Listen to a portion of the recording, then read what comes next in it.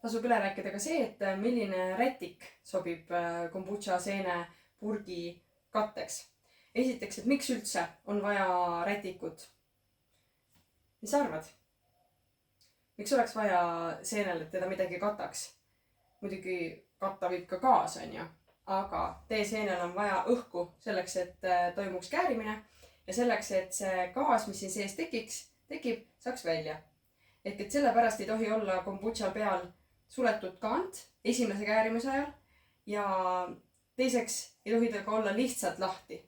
Sest et suvel, sügisel, tegelikult igal ajal võib olla õhus kärbseid, äädikakärbseid, toas ikka lendab vahepeal näiteks lemmikloomade karvu, kõike nagu elutegevuse osakesi. Ja selleks, et see seen saaks nii rahulikult käärida, et midagi nagu üleliigset peale õhus ja sisse ei tuleks, on siis hea panna peale rätik. Marli ei sobi. Mis sa arvad, miks marli ei sobi? Et mina tean seda, et marlil võivad olla liiga suured nagu vahed. Kui vaid mitmekordset marli, see võib olla okei, aga sa pead jälgima kindlasti, et sealt nagu ei saaks pisikesed osad läbi. Ja ei sobi ka frotteerätik, sest see on jälle liiga paks, et sealt see õhu liikumine võib olla raske ja siis lähebki see seen seal sees hallitama. Et neid põhjuseid, miks seen läheb hallitama, on nagu igas kategoorias. Igal mool võib tulla see väike asi sisse, miks see seen läks hallitama. Nii et kui me siin vaatame erinevaid rätikuid, siis selline frotteerätik ei sobi. See isegi kui ta tundub nagu, et ma näen siit läbi, see õhukene ei ole. Siis minu soovitus, paljude inimeste soovitus on see, et võta selline köögirätik. Ja sellest saabki õhk hästi läbi. Sellest saab siis süsihappegaas välja ja sealt ei saa sisse igasugused elutekke osakesed, äädikakärbsed, erilased, kes iganes siia sisse tahaksid minna, ämblikud näiteks. Nii, ja kuidas seda siis kinnitada, on meil patsikumm. Kõige lihtsam on tegelikult võtta sükene hea tugev patsikumm, võib ka nii-öelda rahakummi või mis need kummid on, aga patsikumm on süke kõige kättesaadavam, et neid saad ju 10 kaupa või 5 kaupa poest osta, ja see käibki siis niimoodi, et paned sellele seenele rätiku peale siia purgile ja tõmbad kummiga ümbert kinni. Hästi lihtne. Ja nagu näed, siis minu seened on ka nagu kaetud niimoodi. See on ka sellepärast, see rätik on nagu katteks, selleks, et otsene päikesevalgus siia peale ei tuleks, sest et otsene päikesevalgus ei ole ka väga hea,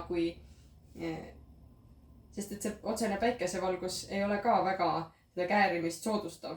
Et pigem see seenega tahab olla rahulikult oma ette, süüa seda suhkrut sealt selle tee seest, käärida, seda mulli sealt välja anda ja tegutsed rahulikult oma ette. Et temale ei sobi väga palju tähelepanu, et ainult korra nädalas või 10 päeva tagant või mis see intervall on, et siis annad talle uue tee, võtad uue joogi välja, pesed seda seent, et ta saab nagu rahulikult oma ette siin olla.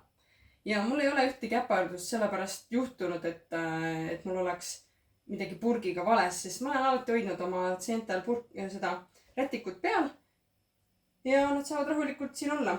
Ja nagu näed, siis ma olen kasutanud ühte rätikut tegelikult 6 seene jaoks, et üks rätik lihtsalt läheb üle 6 seene, lähevad kummid erinevatest kohtadest peale ja ei pea muretsema, et kui mul on 6 seent, siis peab 6 rätikut olema, et vabalt üks suur hea rätik. Ja neid võib pesta ka pesumasinas.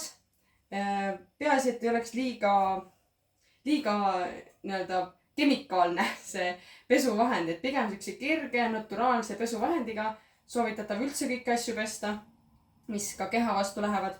Et jah, vähem on rohkem, on alati seenega. Et lihtne pesuvahend, seda ei pea pesema iga nädal, vaata ainult kui on need teetäpikesed peale tulnud ja see näeb juba kole välja, et siis vaheta välja, eks ju. Sest et kui tee läheb siia peale, kuivab ära, siis tulevad pruunid täpid võivad jääda. Samamoodi purgi peale jäävad teest need täpid. Et see on siis see, millist rätikut kasutada. Siin on, Rahelil on siin üksik rätik, sest tema on siin eraldi, teised on siin kasti sees. ja kui sul on veel küsimusi, mida sa tahaksid teada rätiku kohta või purgi katmise kohta või üldse nagu, et kas see rätik sobib, siis anna mulle märku ja lahendame selle küsimuse ära.